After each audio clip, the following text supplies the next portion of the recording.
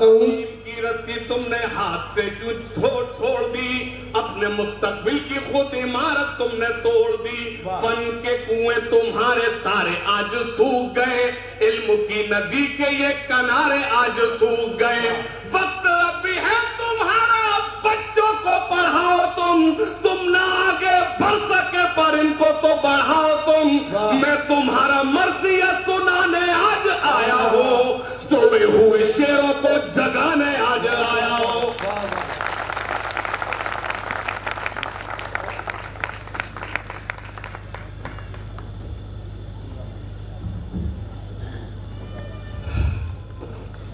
नहमदुहु व नुसल्ली अला रसूलिहिल करीम, अम्मा बाद।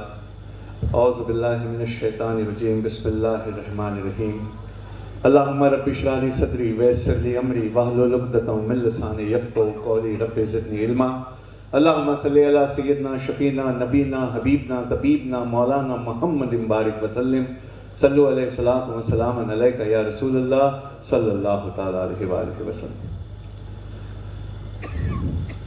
देखिए, अय्यूब भाई ने बड़ी मोहब्बतों से मुझे बुलाया और बड़ी ज़िद से मुझे बुलाया।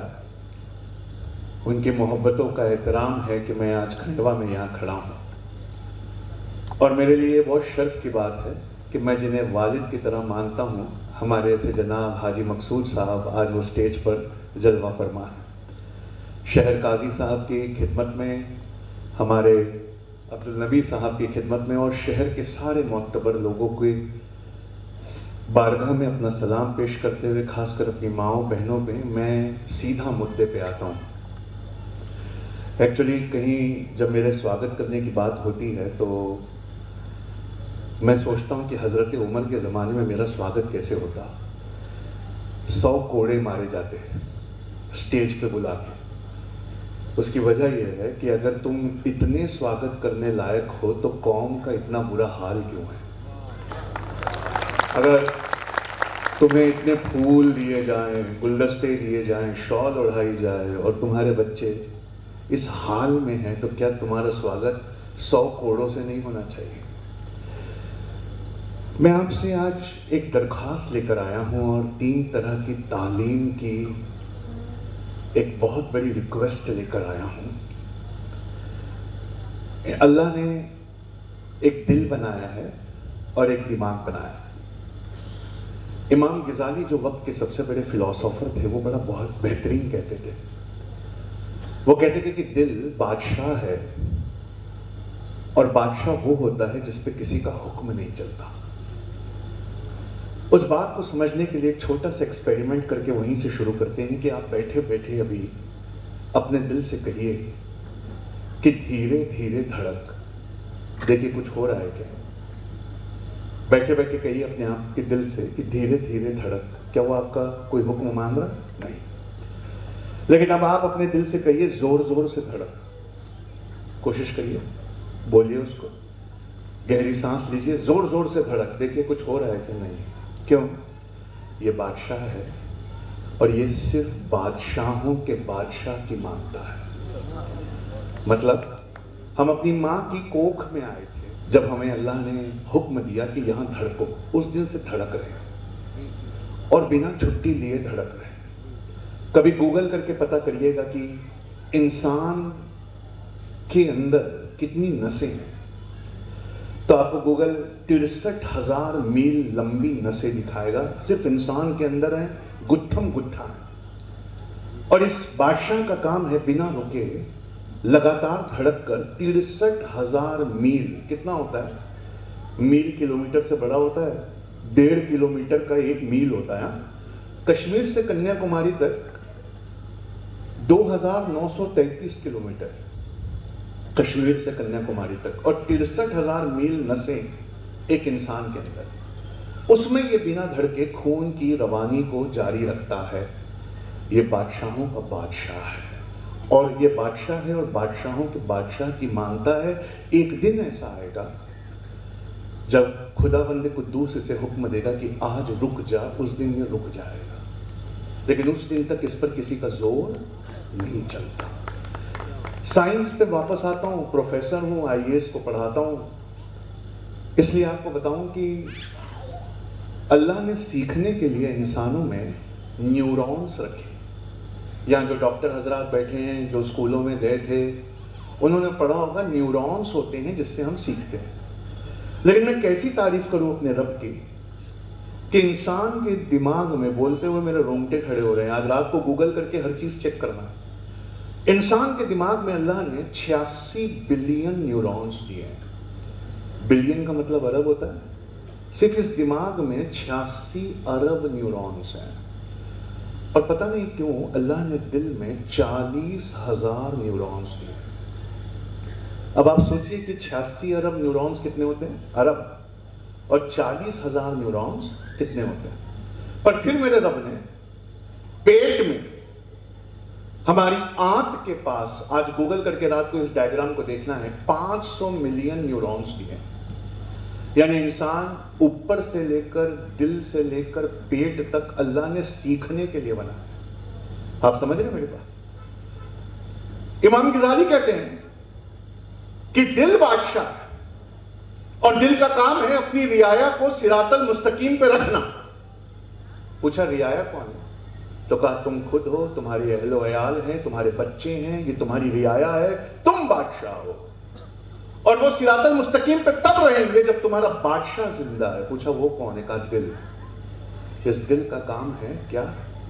खुद भी सीधे रास्ते पे रहना और अपनी आल औलादों को भी, बोलिए, सीधे रास्ते पे रखना, भलाई के रास्ते पे रखना, ईमानदारी के रास्ते पे रखना। लेकिन अहलो अयाल जो होते हैं हमारे, उन्हें भूख तो लगती है ना, उन्हें खाना तो चाहिए ना।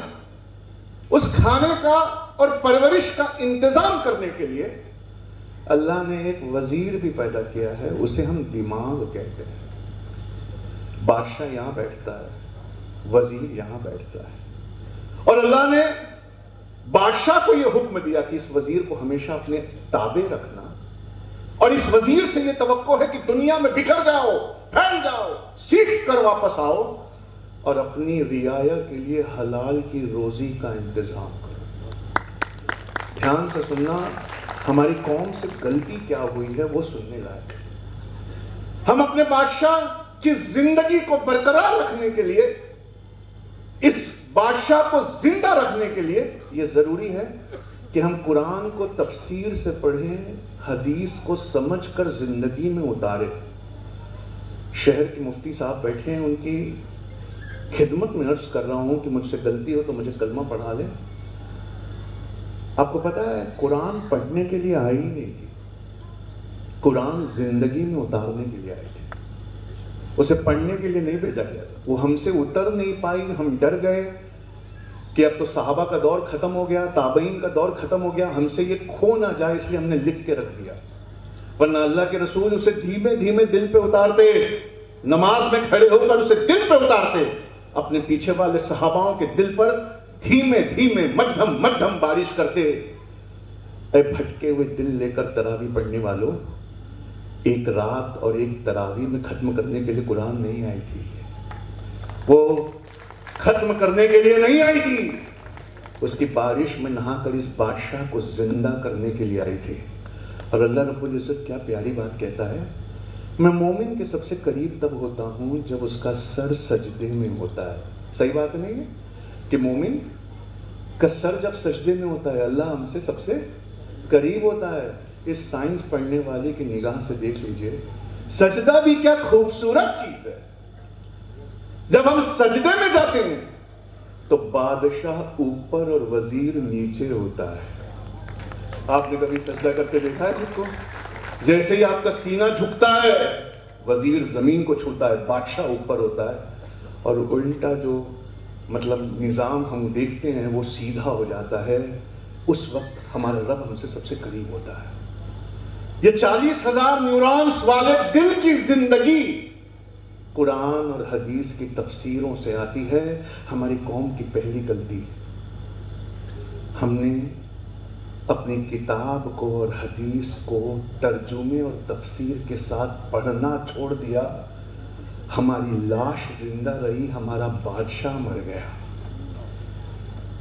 हम लाश मजार बनकर इस बादशाह की कब्र लिए घूमते हैं, और रमजान में फर्राटे से कीरत कर रहे इमाम के पीछे खड़े होने पर समझ में कुछ नहीं आता, लेकिन उन लफ्जों में नहाकर कुछ दिन के लिए ये जिंदा हो जाता है।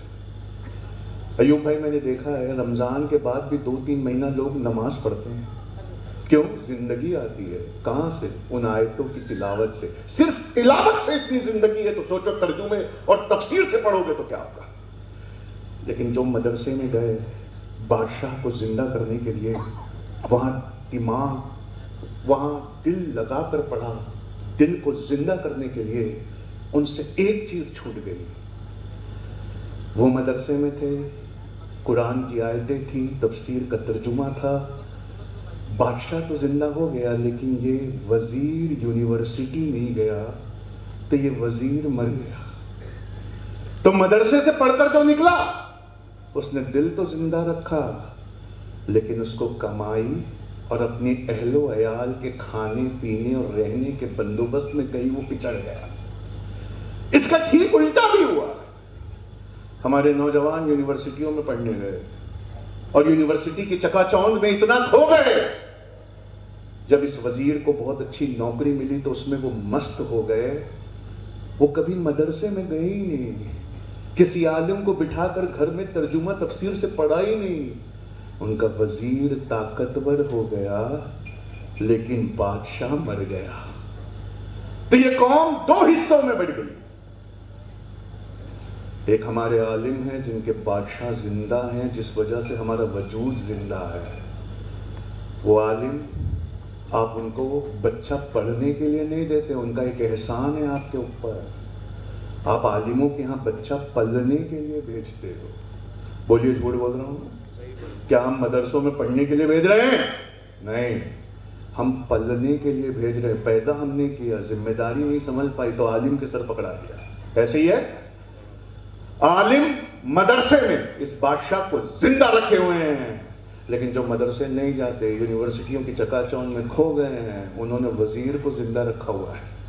अब या तो वजीर जिंदा है तो बादशाह मरा हुआ है, या तो बादशाह जिंदा है तो वजीर मरा हुआ है।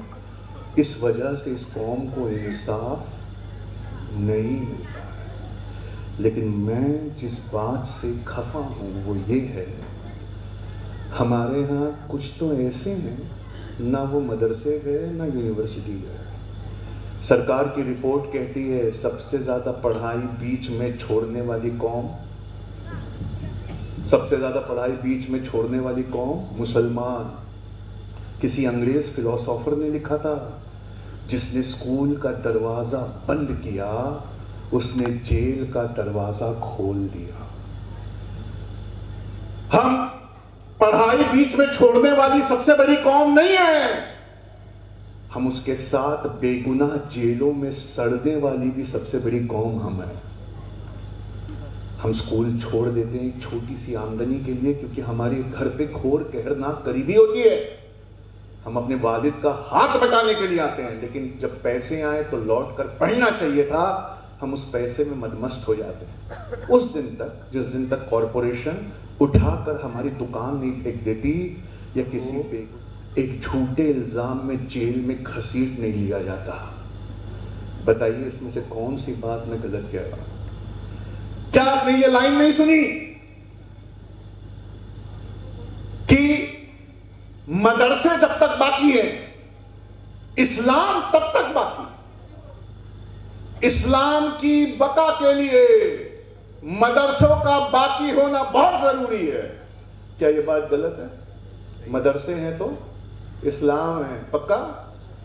लेकिन मैं पूरी लाइन जब मैंने जांचा है हुजूर, पूरी लाइन ऐसे है, वो इस्लाम की बका के लिए मदरसों का बाकी रहना जरूरी है, लेकिन मदरसों की बका के लिए लोगों के कारोबार का बाकी रहना जरूरी है। आपको यकीन नहीं होगा, कन्नौज में इत्र बनता है, वहां सबसे बड़े मदरसे थे। इत्र का व्यापार आपके हाथ से चला गया, मदरसे बंद। मुरादाबाद में कांसे का काम होता था, सबसे बड़े मदरसे वहां थे, कांसे का काम बंद हुआ, मदरसे बंद। अलीगढ़ में तालों का काम जब तक आपके हाथ में था, बड़े मदरसे थे, तालों का काम आपके हाथ से चला गया, मदरसे बने। इस्लाम की बका के लिए मदरसों का बाकी रहना जरूरी है, लेकिन मदरसों की बका के लिए लोगों के कारोबार का बाकी रहना जरूरी है। लेकिन लोगों के कारोबार की बका के लिए उनकी औलादों का पढ़ा लिखा होना जरूरी है। आप समझ रहे हैं, ये वजीर बादशाह की खिदमत करता है। ये वजीर जब तक पढ़ा लिखा नहीं होगा, बादशाह उसको दुनिया के सामने हाथ फैलाकर दबा हुआ रहना पड़ेगा। लेकिन जिस बात को मैं आज आपको महसूस कराना चाहता हूं, और आप मेरी तरफ ऐसे देख रहे हैं, जिसका मतलब है कि मैंने आपका तवज्जो छीन लिया है, वो सुनना है। मैं नहीं कहता कि एजुकेशन सॉल्यूशन है, एजुकेशन सॉल्यूशन नहीं है। एजुकेशन एक बहाना है, जब हमारे पास हमारे साथ जो हो रहा है उसका कोई जवाब नहीं मिलता तो हम अपना पल्ला झाड़ने के लिए कहते हैं एजुकेशन सॉल्यूशन। क्यों? मैं आपसे एक सवाल पूछता हूं, दुनिया में सबसे पढ़ी लिखी कौम कौन सी है? क्या वो इजराइल है? क्या दुनिया में सबसे पढ़ी लिखी, दुनियावी पढ़ाई में सबसे पढ़ी लिखी कौम इजराइल है?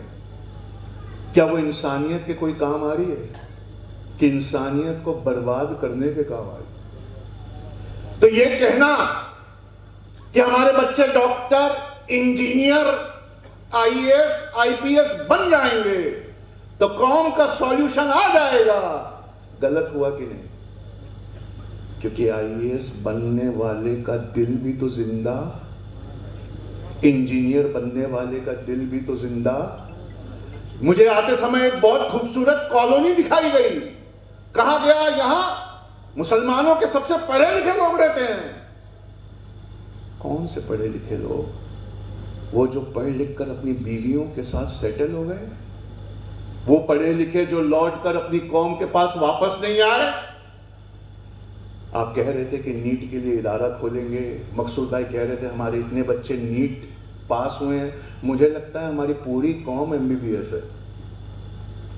किसी से बात करिए, उसको पता है कितनी फिक्र है? मैं, मेरी बीवी, मेरे बच्चे, और एस का नया मतलब आ गया। कोई अपनी अम्मी अम्मी की तारीफ करे तो उससे पूछो यार तुम तो वालिदा से बहुत प्यार करते हो, तो कहता नहीं ये मेरी सांस है। पता नहीं कौन सा जमाना है, सांस की तारीफ बिना सांस रोके करते हैं। मैं, मेरी बीवी, मेरे बच्चे, मेरी सास।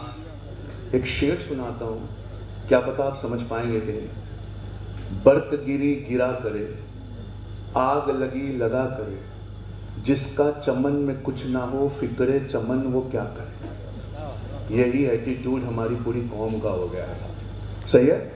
लेकिन जिसका दिल मरा हो, जैसे इजराइल का है, दिल मरा हुआ है, उसे सोचना आता है। क्योंकि बादशाह मरा है ना, वजीर तो जिंदा है। जिसका दिल मरा हो उसे सोचना आता है, लेकिन उसे महसूस करना नहीं आता। बताइए, बिना महसूस करने वालों को पढ़ा लिखा कर आप क्या कर लोगे? कुरान ने कहा ये आंखें नहीं है मगर दिल है जो अंधे हैं। इंसान आंखों से नहीं देखता, कहां से देखता है? इसीलिए आजकल एक नया ट्रेंड है, हम दूसरों की तकलीफ देखकर आंख बंद करने का नाटक करते हैं। क्यों? क्योंकि कुरान की आयत कहती है ये आंख नहीं है मगर दिल है जो अंधे हैं। दुनिया का सबसे खतरनाक आदमी जाहिल नहीं होता। दुनिया का सबसे खतरनाक आदमी जाहिल नहीं होता, बल्कि वो पढ़ा लिखा होता है जिसका दिल कांपता नहीं। इसीलिए गजा में देखा मैंने, औरतें मर रही हैं, बच्चे मर रहे हैं और जालिम का दिल कांप। और वो जालिम क्या पढ़ा लिखा नहीं है? क्या उसका वजीर ताकतवर नहीं है? फिर उससे गलती कौन सी हुई है? उसका बादशाह मरा हुआ है। इसलिए इन बच्चियों का पढ़ना हमारे बच्चों से ज्यादा बड़ी बात है। क्योंकि माँ की जो ममता होती है ना, उसका दिल मरता। आप समझ रहे हैं मेरी बात? लेकिन जब ये ज्यादा पढ़ लिख लेंगी तो समाज में एक और खराबी है, इनकी टक्कर का बच्चा नहीं मिलता।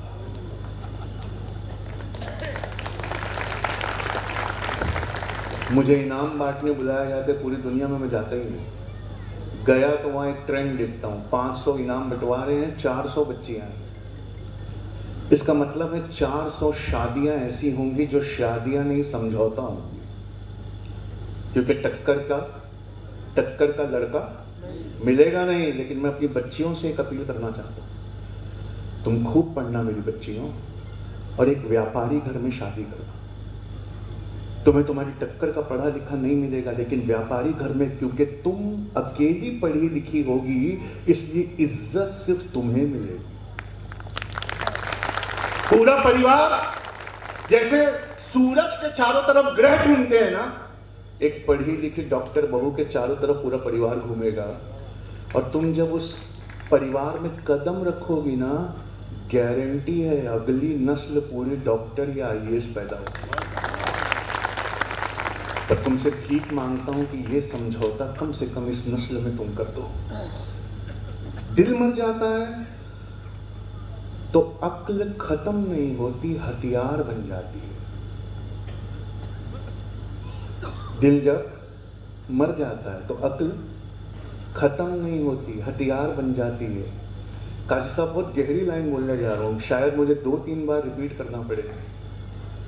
मजहब में से मुसीबत निकाल दो तो सिर्फ एक झूमता डीजे, उसके पीछे थिरकती कौम बची रह जाती है।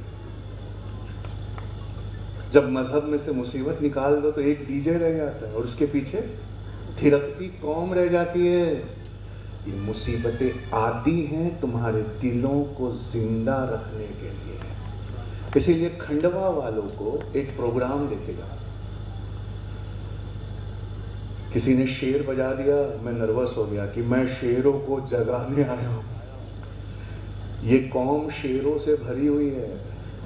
पता है उदासी किस बात की है? कि तुम्हारे बच्चों के लिए मैं आवाज उठाऊं, और मैं अगर जेल चला जाऊं तो मेरे बच्चों को पलटकर तुम नहीं पूछते। तुम्हारे बच्चों के लिए मैं लड़ूं, पर मुझे जेल हो जाए तो मेरे बच्चों को पलटकर तुम नहीं पूछते। तुम बस इतना वादा कर दो कि मेरे बच्चों का ख्याल रखोगे, देखो मैं तुम्हारे बच्चों के हक के लिए कितना लड़ूं। हमें मस्जिदों में अब 3 पेटियां घुमानी होगी।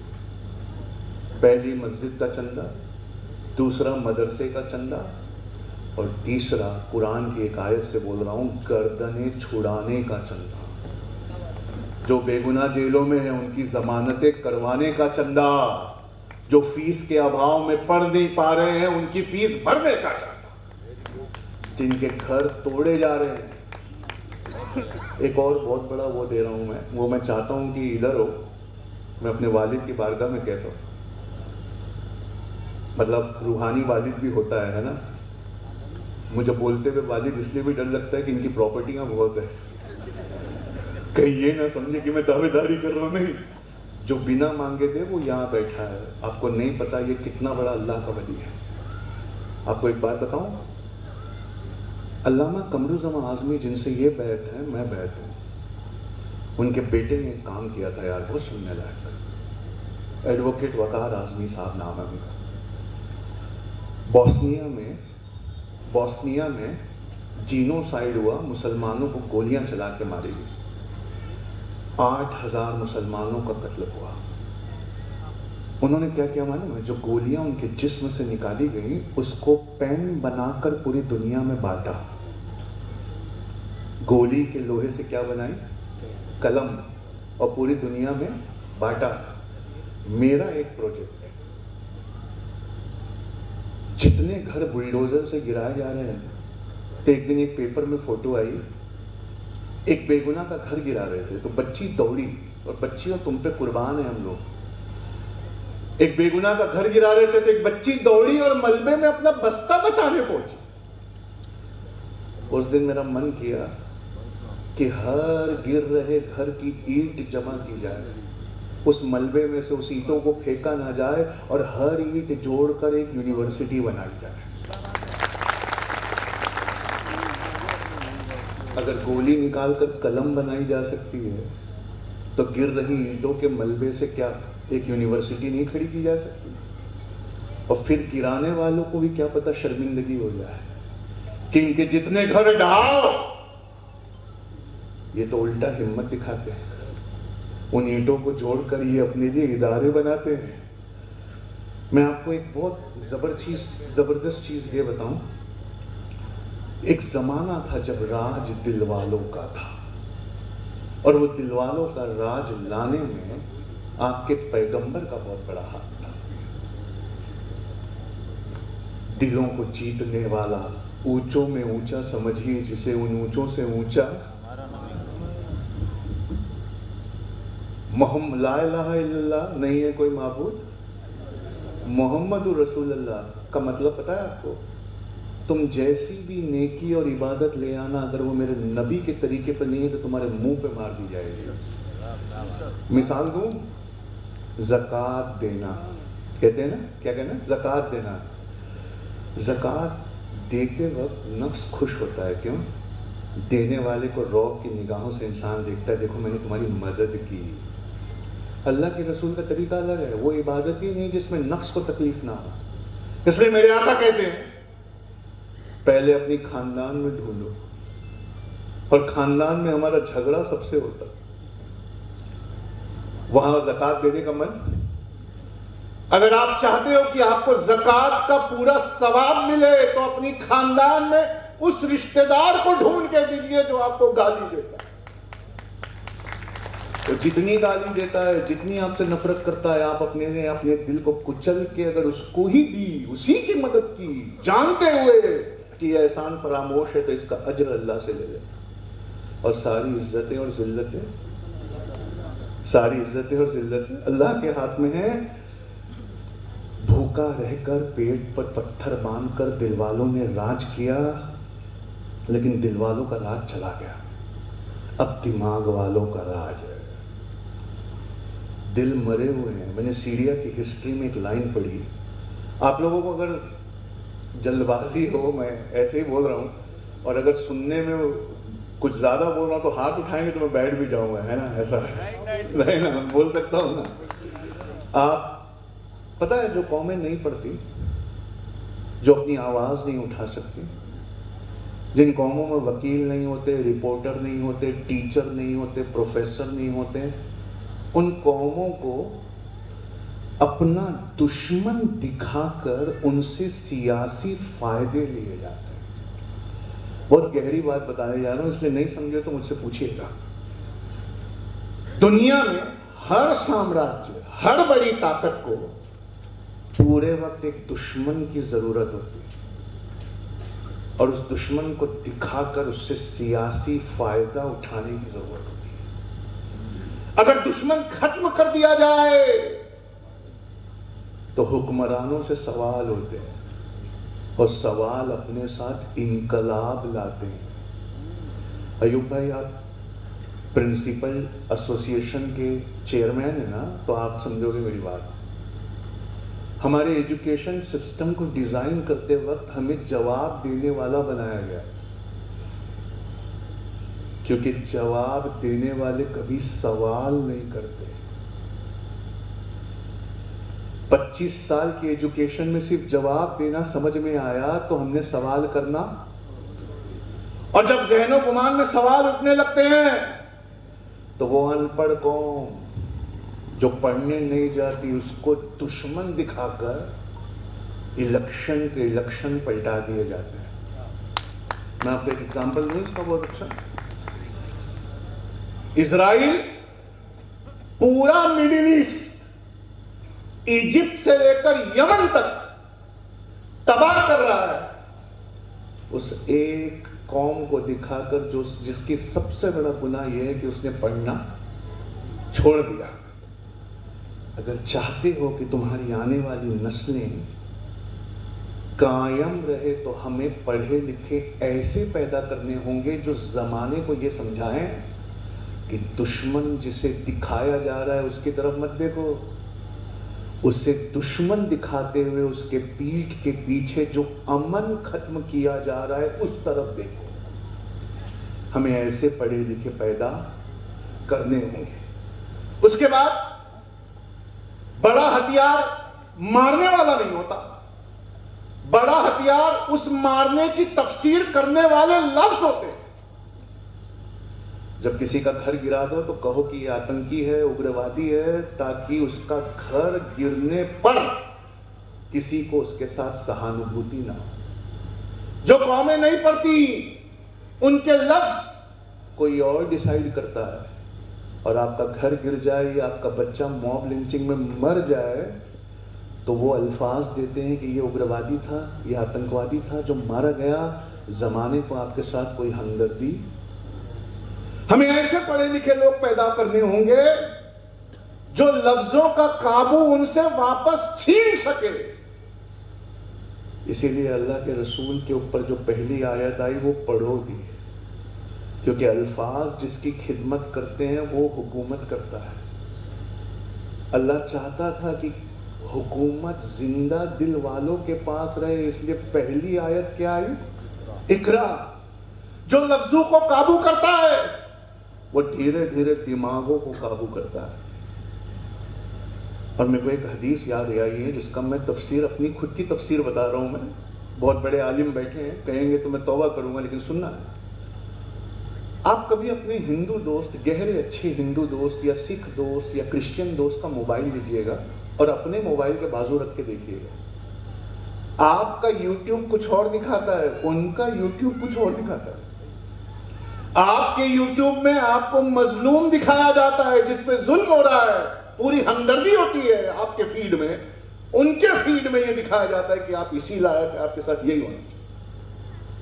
आपका पॉइंट ऑफ व्यू कभी उनको नहीं दिखाते, उनका पॉइंट ऑफ व्यू कभी आपको नहीं दिखाते। ये ऐसा है जैसे एक आंख से देखना।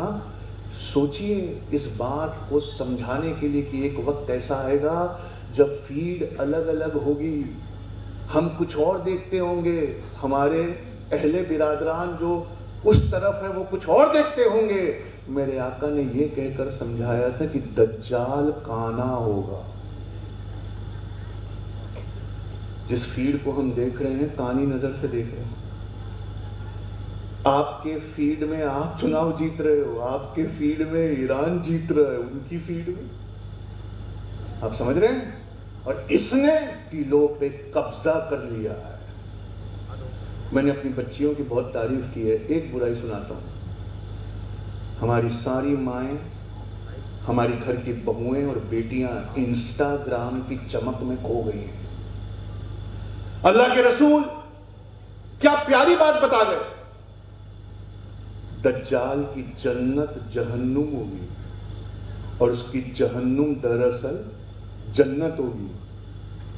आपको पता है यूरोप में एक केस किया गया फेसबुक पर, मेटा पर, कि मेटा की और टिकटॉक की और इंस्टाग्राम की वजह से वहां बच्चियां सुसाइड कर रही हैं। पता है कैसे?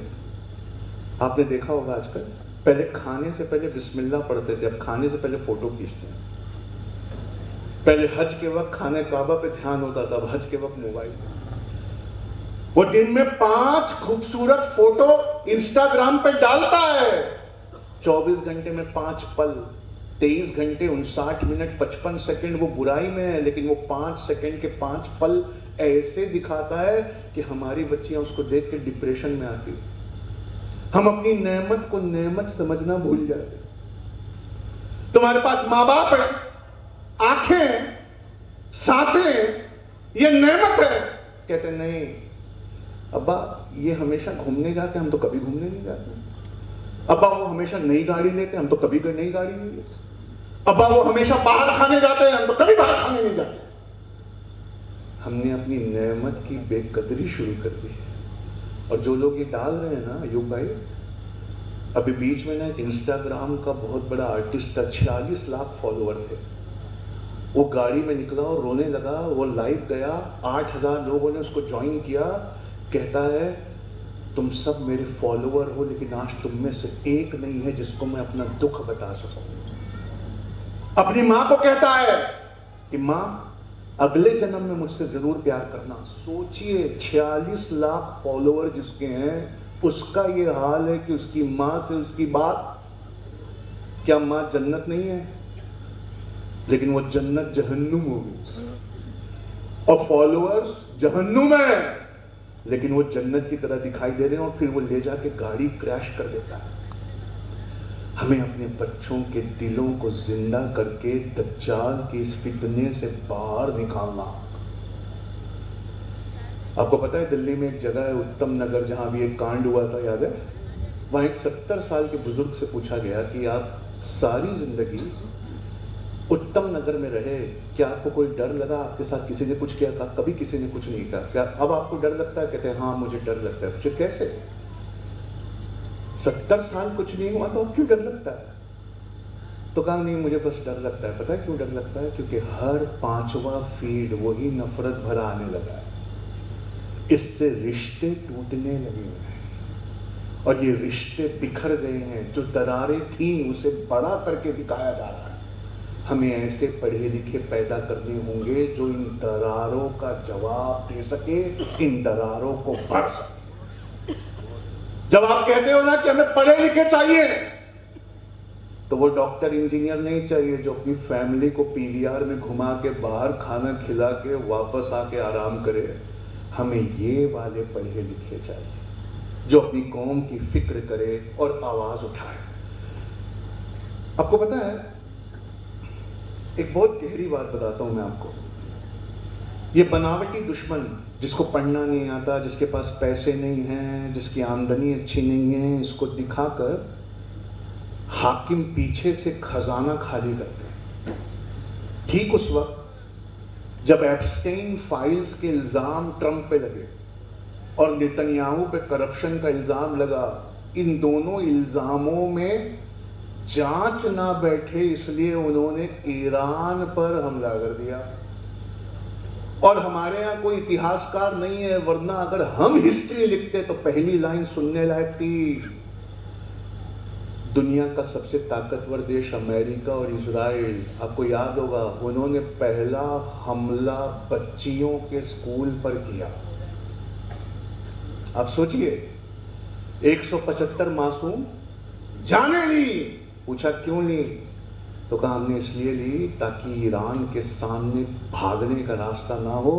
5000 साल पुरानी सभ्यता को ललकारा है कि दम है तो अपनी बच्चियों का बदला लो, हमसे जंग करो। यानी इसका मतलब क्या है? ध्यान से सुनना।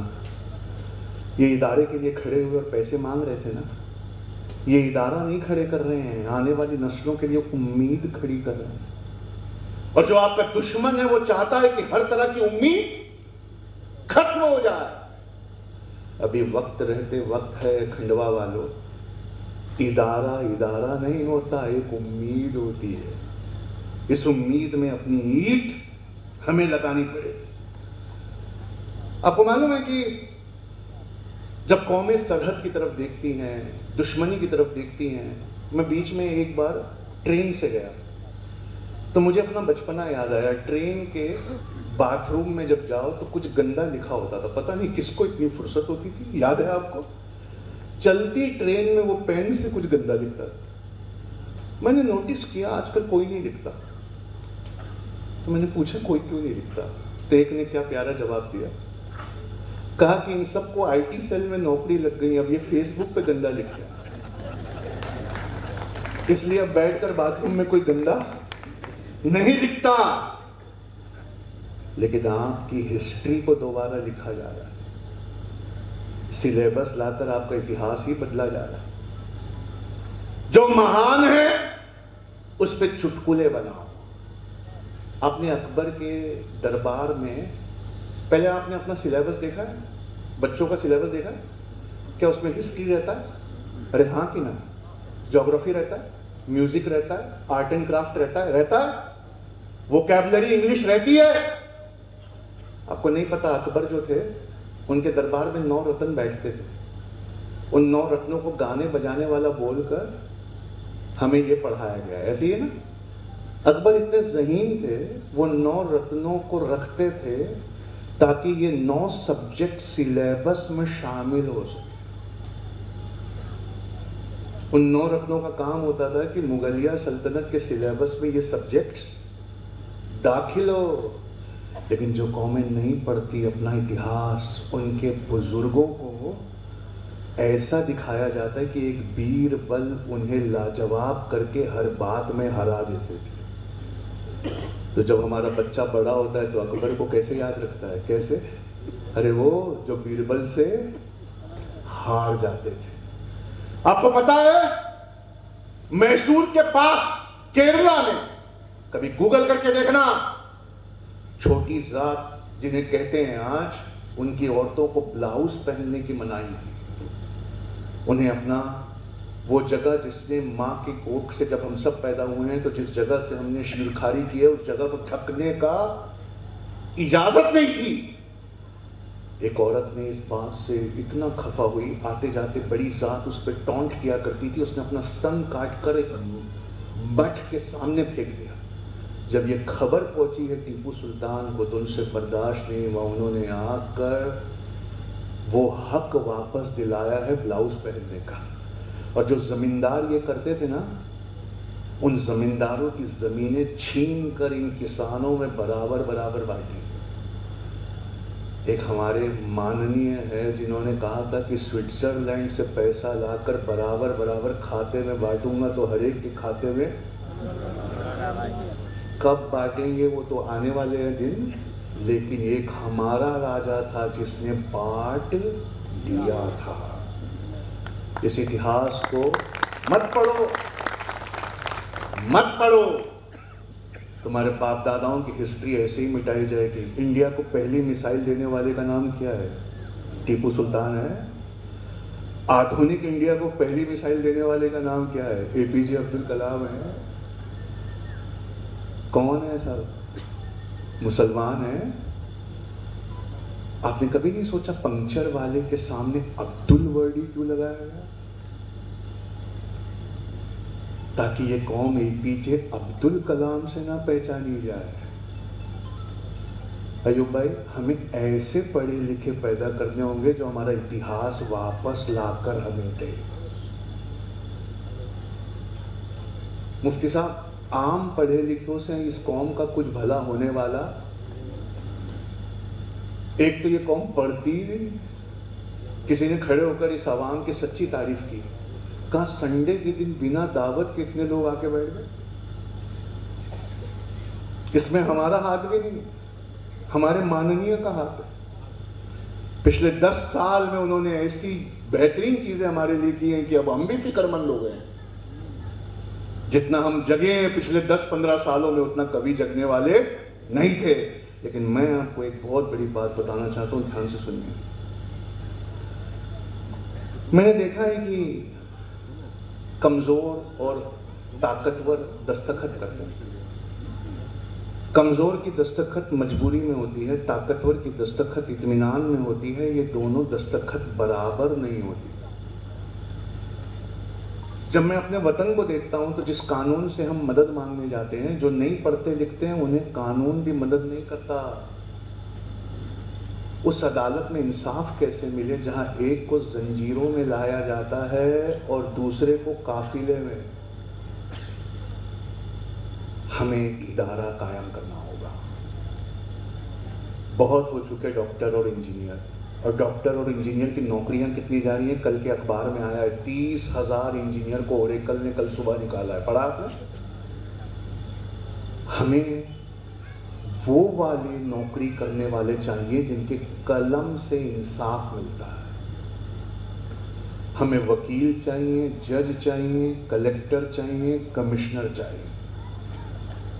इवन हमें हवलदार भी अपनी कौम से बनाना होगा। जब पूरे इकोसिस्टम से गायब रहोगे तो तुम्हारा घर नहीं तोड़ा जाएगा, बिल्कुल तुम्हारा घर तोड़ा जाएगा।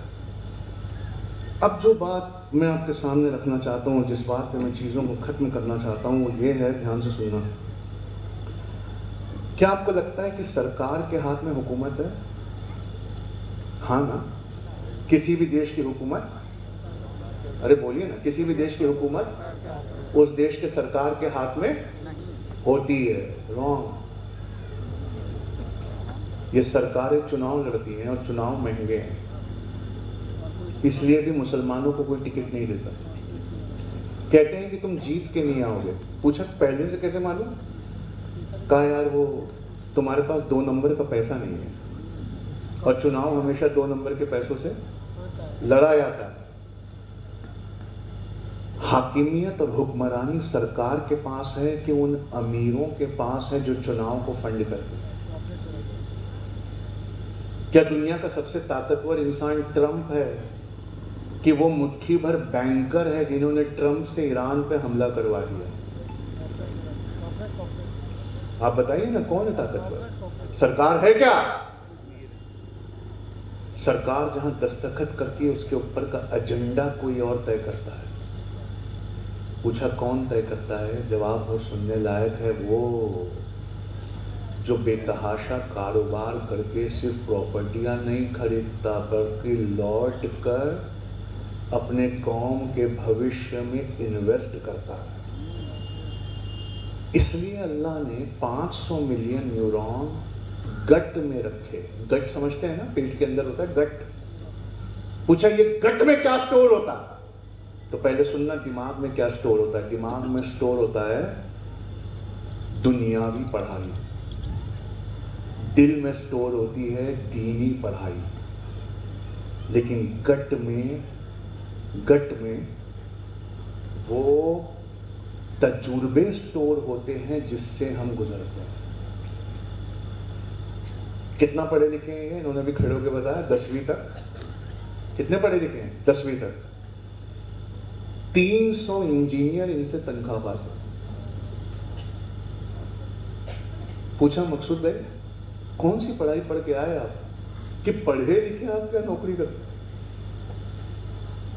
दुनिया की सबसे बड़ी डिग्री तजुर्बा है, और ये तजुर्बा मार्केट में निकलने से और मार्केट में निकलकर लगातार जद्दोजहद करने से। मैं अपनी माओ से अपील करता हूं, अपने बच्चे को अपनी आंचल की छांव से निकाल दो, उसे जाकर मार्केट में जद्दोजहद करने दो, उसे कोई कारोबार सीखने दो, उसे भी कमाकर बड़ा आदमी बनने दो।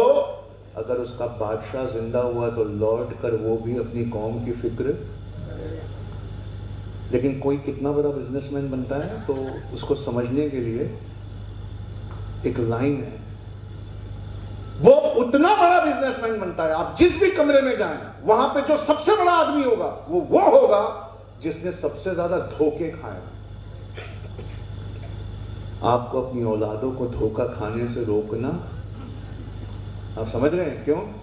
मोमबत्ती की जो आग होती है ना, वो फूंक से बुझ जाती है, पर जंगलों की आग आंधियों से और भड़कती है। हमारे अपनी मोमबत्तियों को निकाल कर जंगल में जाने देना होगा ताकि आंधियां चले तो वो आंधियों के साथ। और इसलिए मैं आपसे गुजारिश करता हूं और उसी पे अपनी बात को समेटता हूं।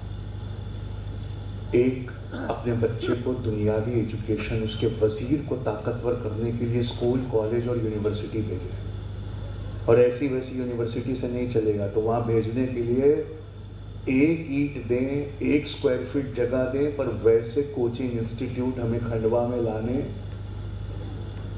और ठीक उस कोचिंग इंस्टीट्यूट को ही जगह खरीदते समय ये ध्यान रखना कि उस कोचिंग इंस्टीट्यूट की जगह किसी मदरसे के सामने,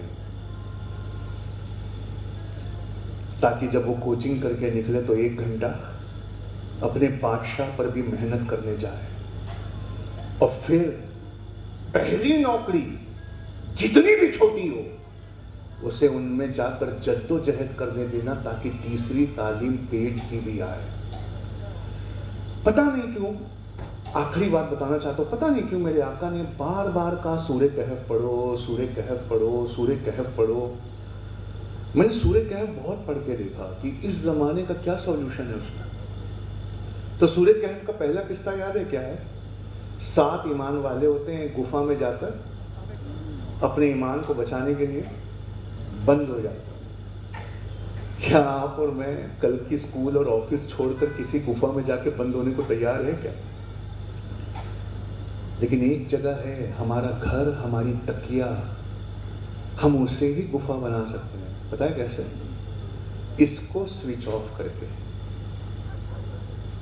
मैं अभी नागपुर गया हुआ था तो हमारे बगीचे में बड़े आम लगे हुए थे, तो मैंने अपने वालिद से पूछा, इन आम पे कोई पत्थर नहीं चलाता है क्या? कोई बच्चे इसको चुराने नहीं आते हैं क्या? तो मेरे वालिद ने बहुत गहरी बात बोली, इन आमों पर पत्थर चलाने वाला बचपन मोबाइल में खो गया। इसको जैसे ही स्विच ऑफ करेंगे ना, तो जैसे वो गुफा में 7 लोग थे, आपको पहला एहसास होगा कि आपके घर में 7 लोग हैं और उनसे आपको बात करनी चाहिए और हमें तकिए से एक दूसरे को मारना चाहिए, हमें एक दूसरे के दुख सुख पूछने चाहिए। आपने देखा है किसी शराब घर के बाहर जैसे बॉटल लेके शराबी गिरे होते हैं, हमारे सोफे और पलंगों पे हम ये बॉटल लेके लुढ़के होते हैं। क्या गलत बोल रहा हूँ? और एक बात बोलूं, अपने बच्चे को मत डांटा करो यार, मोबाइल कम देख। बच्चे को मत डांटा करो। पता है क्यों?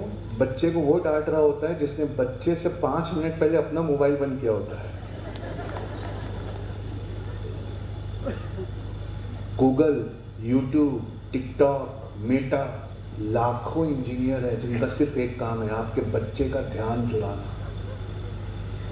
हजारों इंजीनियर की फौज लगाई गई है कि आपका बच्चा और उसका ध्यान चुराया जा सके, और उन्होंने एक एल्गोरिदम बनाया है। उस एल्गोरिदम में करोड़ों कंटेंट क्रिएटर अपना कंटेंट डालते हैं। वो मासूम बच्चा, उसकी लड़ाई उन लाखों इंजीनियर और करोड़ों कंटेंट क्रिएटर से है, वो मोबाइल कैसे छोड़े। लेकिन रिपोर्ट जो कहती है वो सुनने लायक है, घर में सबसे ज्यादा मोबाइल हमारे बुजुर्ग देखते हैं। इसीलिए उत्तम नगर के उस बुजुर्ग ने कहा, मुझे अब डर, तो हमें गुफा में जाना पड़ेगा, और वो गुफा कोई और नहीं है, हमारा घर है। जैसे ये मोबाइल स्विच ऑफ करो, एहसास होता है कि ये 7 लोग हैं और इनका ईमान बचाना है। सही है? उसका दूसरा किस्सा क्या है? एक पैगंबर और उनके गुलाम निकलते हैं एक वली से मिलने। मूसा अलैहिस्सलाम और उनके गुलाम किससे मिलने निकलते हैं? खिज़र अलैहिस्सलाम से। ऐसे ही है ना किस्सा? इसका मतलब है इस्लाम की शरीयत और उसके कानून तसव्वुफ के सांचे में देखने होंगे। आप समझ रहे हैं? उसका तीसरा किस्सा क्या है? बस वही बहुत बड़ा सॉल्यूशन है, ध्यान से सुनना। मेरी बातों को पीछे पीछे हाँ या ना में जवाब देना तो मैं जल्दी खत्म कर सकूंगा। क्या हमने पढ़ाइयां बीच में छोड़ी? हाँ कि ना? अरे जोर से बोलिए। इस वजह से हम क्या पिछड़ गए? इस वजह से हमें वो नहीं आता जो आईआईटी में गए हुए लोगों को आता है। तो सूरह कहफ में किस्सा है, खिज़र अलैहिस्सलाम एक नाव लेते हैं और उस नाव में गड्ढा कर देते हैं, है ना? तो मूसा अलैहिस्सलाम से बर्दाश्त नहीं होता, वो कहते हैं यार ये गरीबों की नाव है, आपने इसमें गड्ढा कर दिया, अब ये नाव चलेगी नहीं, गरीब नदी पार कैसे करेंगे? तो खिज़र अलैहिस्सलाम कहते हैं कि एक बहुत बड़ी फौज आ रही है, वो फौज हर सेहतमंद नाव को जब्त करने आ रही है। अगर मैं ये गड्ढा नहीं करता तो ये नाव भी कौन लेके जाती? वो फौज कब्जा कर लेती। मुझे लगता है वो नाव हमारी कौम गड्ढा है, वो तालीम की कमी है। इसलिए एआई आने के बाद जिसके जॉब जा रहे हैं वो पढ़े लिखे हैं, वो पढ़े लिखे हैं। जो हुनरमंद कारीगर है उनके जॉब जाने की कोई खबर, लेकिन जो पढ़े लिखे हैं उनके जॉब जाने की खबर रोज आ रही है। हमारी नाव में गड्ढा है ना पक्का, अब हमें उसे भरना है, तो क्यों ना एक ताकतवर लकड़ी को लगाकर उस नाव के गड्ढे को भरा जाए। अयूब भाई, मुझे लगता है वो ताकतवर लकड़ी जिससे हमारी इल्म के गड्ढे वाली नाव फिर से चल पड़ेगी, वो आर्टिफिशियल इंटेलिजेंस यानी एआई है। क्या हम हुनरमंद नहीं हैं? क्या मुझसे पहले जो स्पीकर खड़े हुए थे उन्होंने नहीं कहा कि मुसलमान बच्चे थोड़े ज़्यादा टैलेंटेड होते हैं? क्या हम छोटे मोटे कारोबार नहीं करते? उन कारोबारों को बड़ा बनाना है तो हमें क्या करना होगा? एक लाइव डेमोन्स्ट्रेशन देना चाहता हूं ताकि आप समझ सके मैं क्या कहना चाहता हूं। अयूब भाई मेरे को इशारा कर देना, मैं बैठ जाऊंगा, ठीक है? मैं एक ऑडियंस के सामने खड़ा हूं और उस ऑडियंस से मैं एक सवाल कर रहा था जिसका जवाब मैं आपसे चाहता हूं कि हमारे छोटे मोटे बिजनेस हैं, जैसे इलेक्ट्रिशियन का, प्लम्बर का, ईंटों के भट्टों का, मकान बनाने का, क्या आप उसे बड़ा बिजनेस और ब्रांड बनाने में मदद कर सकते हैं?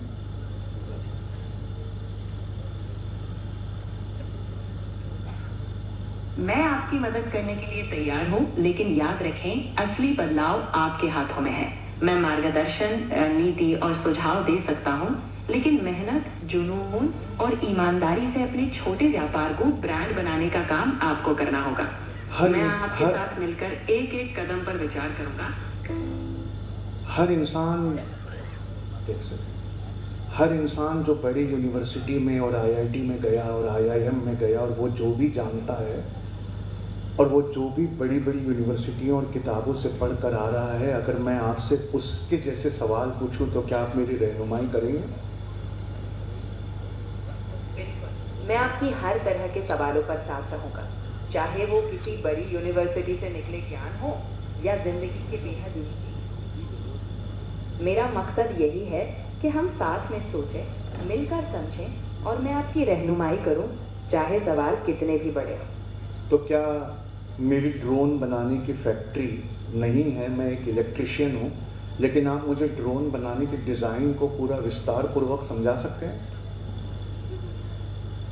मैं ड्रोन इंजीनियरिंग का एक्सपर्ट नहीं हूँ, लेकिन मैं आपको बुनियादी सिद्धांत समझाने में मदद कर सकता हूँ। और चाइना से उनके मॉडल्स की जो अच्छाइयाँ हैं उसे कॉपी करने में मदद कर सकते हैं? मैं पूरी तरह कॉपी करने की सलाह नहीं दूंगा, क्योंकि असली ताकत अपनी समझ और इनोवेशन में होती है। हाँ, आप सोचिए, जिस प्रोफेसर को ढूंढने के लिए बड़ी बड़ी फीस दे के लाइन में लगना पड़ता था, वो हमारी, और मैं इनकी तरफ जब देखता हूँ ना तो अम्मी खदीजा की बहुत याद आती है। इस्लाम का पहला बिजनेसमैन था कि बिजनेस विमेन थी? क्या नाम था? हमारी अम्मी हजरत खदीजा।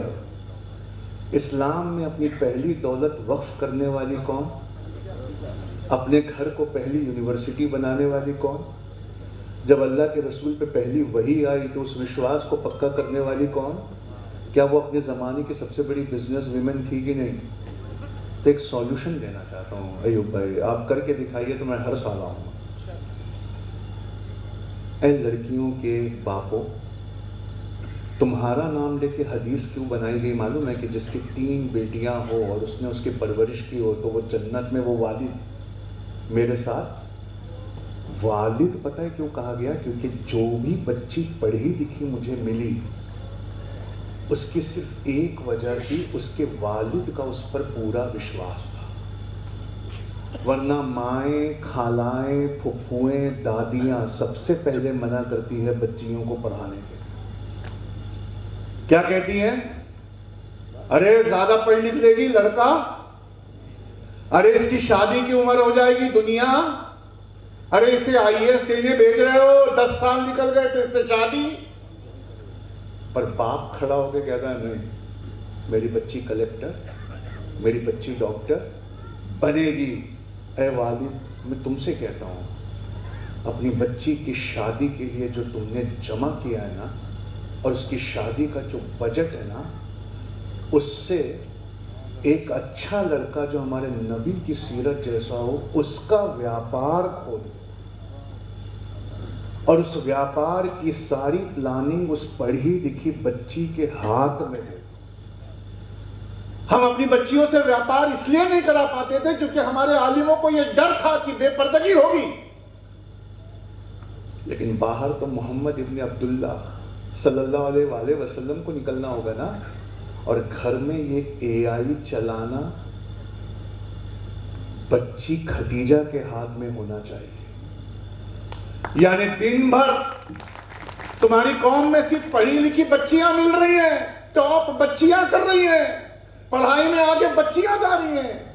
अयूब भाई, इनको एआई का कोर्स करवा दो और इनके लिए जो लड़का चुन रहे हैं ना, 50 लाख की शादी की जगह उसका बिजनेस डलवा। लेकिन याद रखना, हर दामाद नबी पाक जैसा, इसलिए कारोबार अपनी बेटी के नाम पे रखना और सारा दिमाग इनसे लगवाना। पर्दे के पीछे से एआई की मदद से वो हमारी नाव में जो गड्ढा है उसे भरवाना इनसे।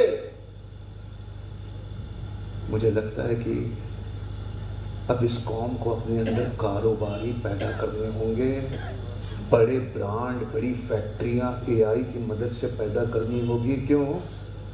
अब मेरी आखिरी बात सुनना, अब यहाँ से इस दुनिया में नौकरी मांगने वालों को नहीं मिलेगी, नौकरी पैदा करने वालों को मिलेगी।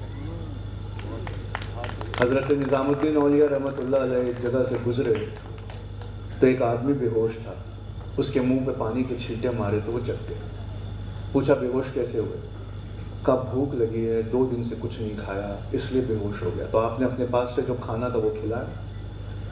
कब खाना क्यों नहीं खाया?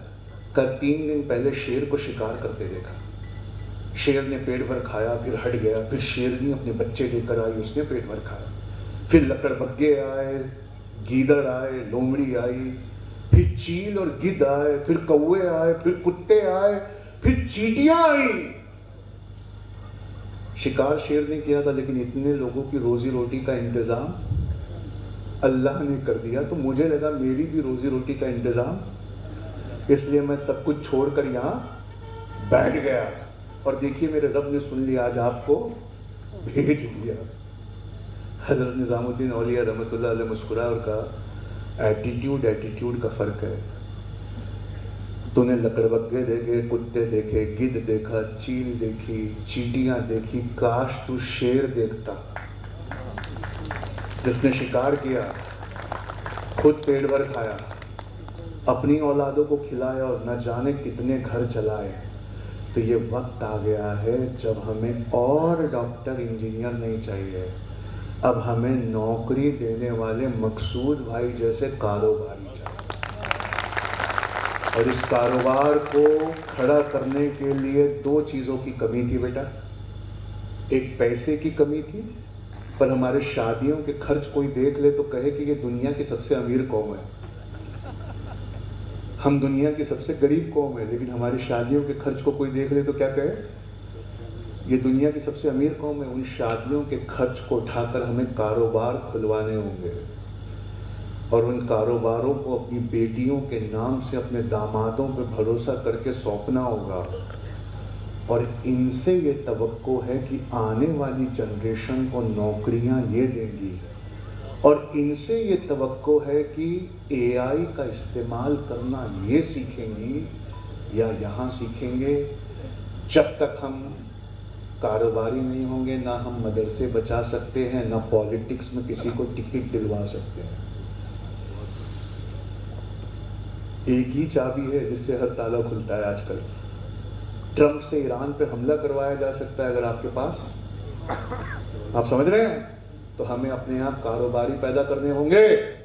वो दिल जिंदा रहा तो मदरसे भी बचेंगे, दिमाग जिंदा रहा तो टिकट भी मिलेगी, फिर इदारे भी कायम होंगे। अयूब भाई, अगले इलेक्शन से पहले जो यहाँ से खड़ा हो, 4 पेज का एक मसौदा लिखकर उसके यहाँ जाना और कहना कि इतने वोट उसको देंगे जो हमारे इदारे कायम करने में मदद करे। और इलेक्शन के बाद उसका गिरेबान हम वही 4 पेपर लेके पकड़ेंगे। देखिए, सक्सेस मिलता है सही डिसीजन लेने से। एक बार मेरे पीछे रिपीट कर लीजिए, सक्सेस मिलता है और सही डिसीजन एक्सपीरियंस से आता है। सही डिसीजन, तो सक्सेस मिलता है सही डिसीजन लेने से और सही डिसीजन एक्सपीरियंस से आता है, लेकिन एक्सपीरियंस हमेशा गलत डिसीजन लेने से मिलता है। तो हम गलत डिसीजन ले चुके, उसके एक्सपीरियंस से अब वक्त है। तो जितने शादी घर है खंडवा में, एक दिन मैं आऊँ, मेरा ख्वाब है, जितने शादी घर है खंडवा में उसमें कोचिंग चलती है। जितने शादी घर है उसमें कोचिंग चलती है और वहाँ से ये लोग पैदा होते हो जो ख्वाब मैं आज आपकी आंखों में छोड़े जा रहा हूँ। जज़ाकल्लाह खैरन कसीरा, सलामत।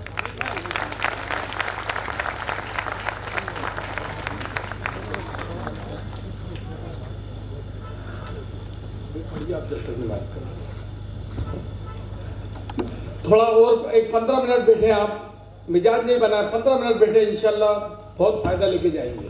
15 मिनट बैठे आप। प्रोग्राम इख्तिताम पे है। सलीम भाई के एक सवाल का जवाब देंगे समीर भाई, और जो एक फॉर्मेलिटी रह गई थी, क्योंकि ये जिम्मेदारी मैंने इकट्ठा की, कुछ कंधों पे डली हुई है, जिनको काम करना है वो आएंगे और सर का स्वागत करेंगे। और मैं सर अक्सर एक छोटी सी स्पीच है जो बाबर ने कही थी, और सर कहते हैं कि मेरे IAS के जितने स्टूडेंट हैं वो क्या करते हैं, अपनी टेबल के सामने उसको लिख के रखते हैं, और जब नर्वस होने लग जाते हैं तो उसको पढ़ लेते हैं कि जो जिंदगी है वो मौत की अमानत है। जिंदगी जो मौत की अमानत है और कामयाबी और शोहरत हमारी अमानत है। जिंदगी मौत की अमानत है, कामयाबी और शोहरत हमारी अमानत है। इससे पहले के मौत अपनी अमानत आके ले जाए, हम आगे बढ़े और अपनी अमानत ले लें। सवाल का जवाब दीजिए। ये सवाल का जवाब होगा, उसके बाद आप 10 मिनट रुकेंगे। हमारे जितने भी प्रतिनिधि आए जो बाहर से आए हैं। बहुत अच्छा सवाल हुआ है कि मुसलमानों को सियासत में अपनी हिस्सेदारी बढ़ाने के लिए क्या करना चाहिए। पहले तो एक साफ साफ बात है कि भाई आप माइनॉरिटी है, आपके वोट से किसी का कोई भी चुनाव डिसाइड नहीं होता। तो आप अपने इलाके की उस कम्युनिटी को ढूंढ लीजिए जिसकी मेजॉरिटी, जो कौम यहाँ पर मेजॉरिटी में, उसके साथ एक गठबंधन कर लीजिए, अनुबंध कर लीजिए कि भाई तुम्हारे कितने वोट है, 4 लाख, हमारे 2 लाख भी उसमें गिन लो, पर शर्त है कि जो टुकड़ा तोड़ के लाओगे वो हमें भी मिलना। अगर MLA तुम्हारा है तो कॉरपोरेटर हमारा, अगर MP तुम्हारा है तो MLA हमारा, सही है। और दूसरा, मुसलमान वोट बिखराना छोड़ो। एक चीज तुम सीख गए, चुपचाप वोट देना, ज्यादा हल्ला गुल्ला नहीं करना। पर एक कहावत सुनाता हूं बड़ी गहरी, कोई अजाब तब तक नहीं जाता, कोई अजाब तब तक नहीं जाता जब तक वो सिखा ना दे जो सिखाने आया। एक चीज तो सीख गए तुम, चुपचाप रहना। अब एक चीज और सीख लो, वोट बिखरने। आप समझ रहे हैं, इसी से आपकी हिस्सेदारी बढ़ेगी। प्लस हर घर में गुल्लक लगा लो दोस्तों, उसमें वो 10 रुपया डाल दिया करो, उससे इदारे भी खड़े हो जाएंगे, अपने इंसान को टिकट भी मिल जाएगा। और एक छोटा सा प्रोग्राम है खंडवा में, मैं चाहता हूँ स्टार्ट हो। यहाँ की जो सबसे बड़ी मस्जिद है उसके बाहर वाले ग्राउंड में महीने में एक बार यहाँ के कलेक्टर को लाना है, ये अगले महीने SP को, उसके अगले महीने जज को, उसके अगले महीने किसी बड़े इंजीनियर को, और अपने बच्चों को जमा करना है। और उस प्रोग्राम का उन्वान रखना है कि आपके जैसा कैसे बनते हैं। बार बार हमको दिल्ली से मत बुलाओ, दुबई में बमबारी के बीच में से इनको आना पड़ा। आप समझ रहे हो? तो हम मूसलाधार बारिश की तरफ बरस के चले जाएंगे। मैंने मूसलाधार बारिश का हाल देखा है, सारा पानी बह जाता है, अंदर कुछ नहीं जाता। इसलिए हर महीने झिम झिम रिम झिम बारिश। और जब तुम्हारे मस्जिद के बाहर कलेक्टर आएगा ना, और तुम्हें हिजाब और टोपियों में देखेगा ना, तो उसका भी दिल तुम्हारे लिए नरम होगा और तुम्हारे बच्चों की आंखों में भी ख्वाब जगेंगे। तो खंडवा के लोगों, हर महीने एक सेमिनार किया करो किसी बड़े आदमी को बुलवा कर कि आपकी तरह कैसे बनते हैं। मुझे लगता है इससे हमारी तकदीर जरूर बदलेगी। जज़ाकल्लाह। जज्बात के बीच में फॉर्मेलिटी रह गई थी। एक्चुअल में फॉर्मेलिटी है